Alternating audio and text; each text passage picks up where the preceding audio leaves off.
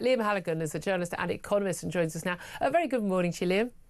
Morning, Julia. Nice to be with you. Nice to you to join us. Let's start with the GDP figures. Yay, we've got growth. It's brilliant. Everything is going just swimmingly. Everything's fine. Is that right?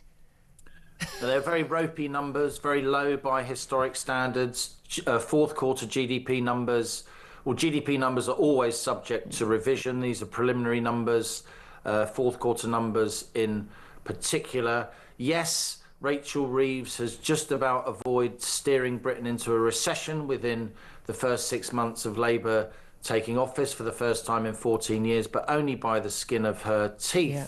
It's worth saying two main points. One was made by Richard Tice earlier. In GDP per head terms, income per head, we are in recession. We've seen income per head fall now for two successive quarters. Yeah. The third and fourth quarter of 2024, so we're in recession. The other thing in that sense, the other thing I'd say, Julia, is within these numbers, the headline number is just about okay enough to allow Rachel Reeves to try and reset the narrative and say her policies are going to work out.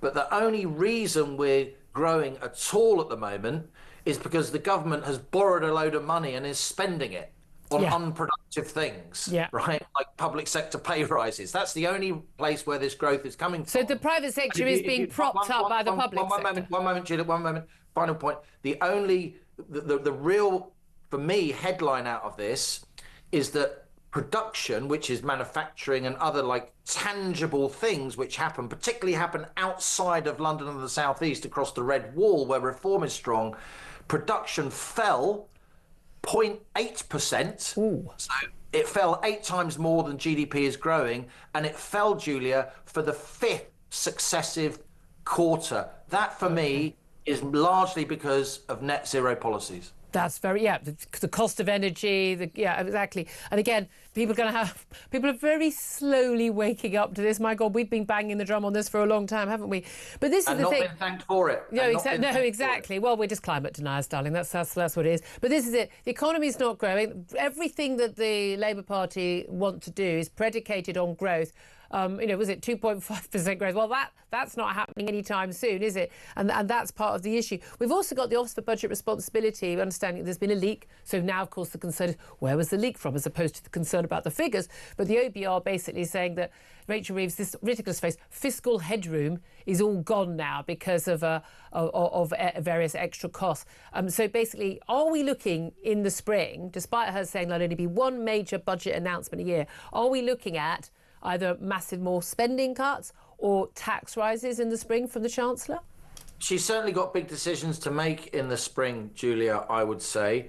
Look, when the economy doesn't grow, you generate less tax revenue and governments have to spend more money on unemployment when the economy is not growing because more people are laid off and other measures to support the economy. So the public finances, as you and I have discussed over many years, get pulled apart in both directions. That's where we are.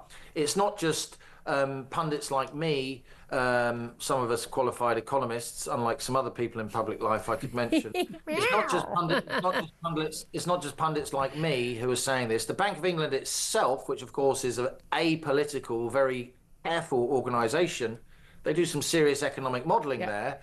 They have halved their growth forecast. I'm amazed this hasn't made more news. Yeah, they've halved their growth forecast for this year and next year from 1.5 to 0.75%. That absolutely destroys the public finances, and so Rachel Reeves has no fiscal. She has to make a decision this March or April.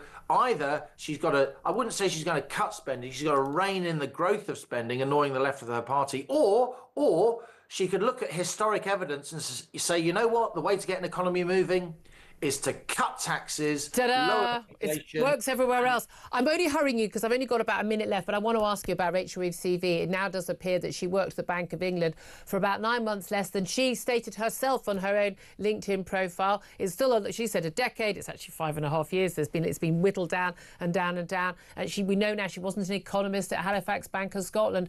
I mean, in any other field, in any other job, if you gave this information and then you were found to have told a little porky pie about it, you'd lose your job, wouldn't you? Should the Prime Minister sack her?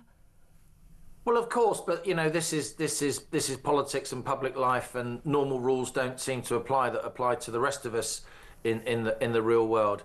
You're right to talk about it, and of course it's outrageous. But I do think it gets to a point where it becomes displacement activity, because she's not going to resign over this.